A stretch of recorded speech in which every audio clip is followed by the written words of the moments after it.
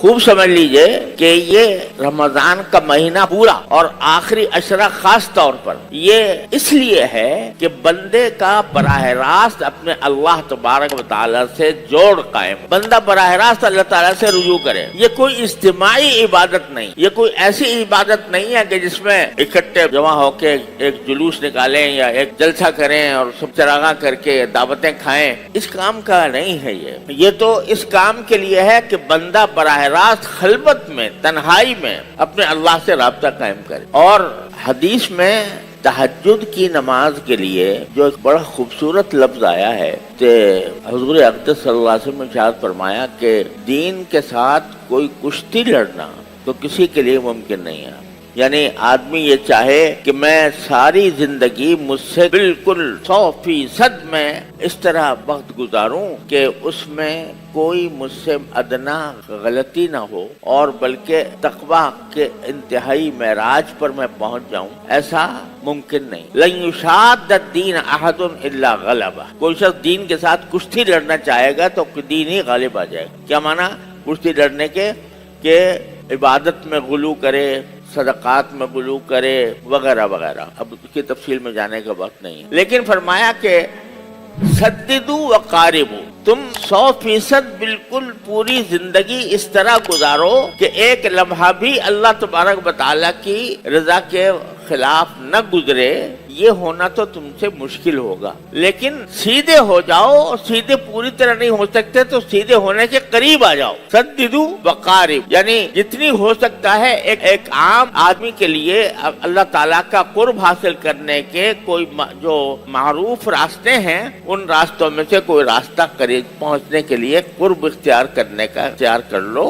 کبھی تھوڑی بہت غلطی ہوگی تو اللہ تعالیٰ خود ہی معاف کر دیں۔ ان تجتنبوا کبائر ما تنہون عنہ نکفر عنکم سیئاتکم وندخلکم مدخلا کریما، ہم نے جو بڑے بڑے گناہ تمہارے لیے حرام قرار دیے ہیں ان سے اگر تم اجتناب کر لو تو جو تمہاری چھوٹے گناہ ہیں یا چھوٹی چھوٹی لغزشیں ہیں ان کو تو ہم خود ہی معاف کرتے جائیں گے۔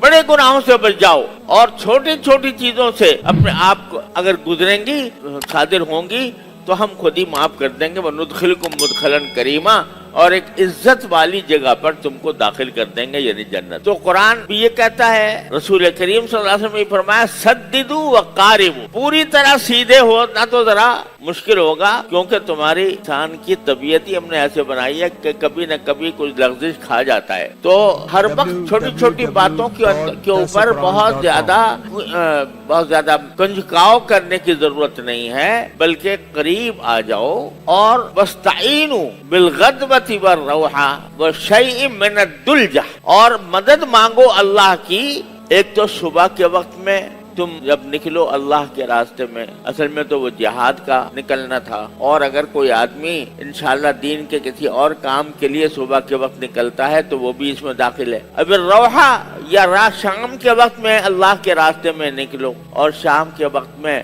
اگر کوئی اور شخص دین کے کسی اور کام کے لیے یا دین کے کسی مطالبے کو پورا کرنے کے لیے نکلتا ہے تو وہ بھی اس میں داخل ہے۔ پھر آخر میں فرمایا بشیء من الدلجہ، اور تھوڑا سا رات کے اندھیرے سے مدد لو۔ رات کے اندھیرے سے مدد لو، کیا معنی کہ رات کے اندھیرے میں اپنے اللہ سے رابطہ قائم کر لو، کچھ رکعتیں تہجد کی پڑھ لو۔ اس کو شیء من الدلجہ فرمایا کہ تھوڑا سا رات کا اندھیرا، اس سے مدد لو اپنے آپ کو جنت تک پہنچانے کے لیے اور دوزخ سے نجات پانے کے لیے۔ کچھ رات کے تو اندھیرے سے مدد لو۔ رات کے اندھیرے سے مدد لینے کے معنی یہ ہے کہ رات کے اندھیرے میں اپنے اللہ سے براہ راست رابطہ قائم کرو۔ اب یہ جو لفظ ہے نا کہ اندھیرے سے مدد لو، رات کے اندھیرے سے مدد لو، تو یہ بتا رہا ہے کہ اندھیرا بذات خود مقصود ہے۔ اندھیرے میں اللہ تبارک و تعالیٰ سے رابطہ کرنا یہ بذات خود مقصود ہے۔ چراغاں کرنا مقصود نہیں، روشنیاں کرنا مقصود نہیں،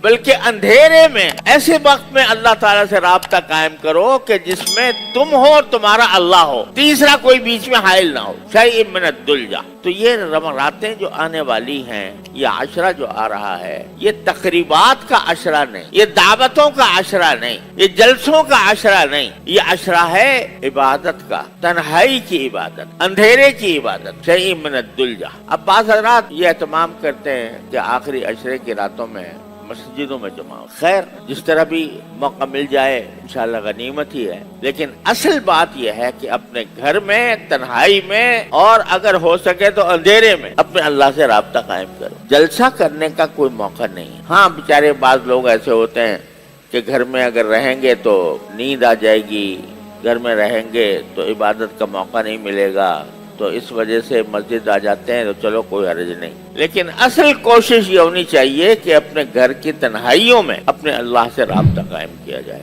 جیسے رسول کریم صلی اللہ علیہ وسلم آپ نے آخری عشرہ اسی طرح گزارا۔